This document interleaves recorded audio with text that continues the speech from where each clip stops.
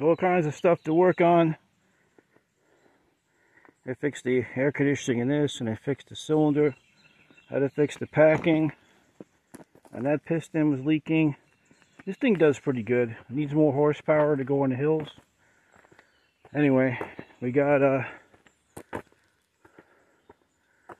service that machine. That's got a lot of hours on it already.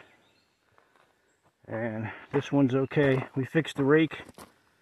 We fixed the fuel system on the Perkins.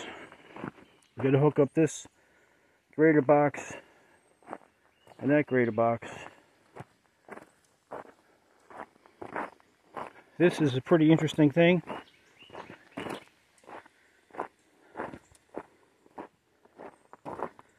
This is like a brush hog, but it cuts trees.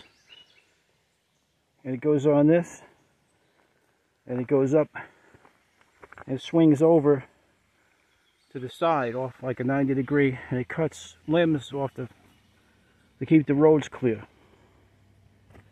Anyway, that's pretty much it.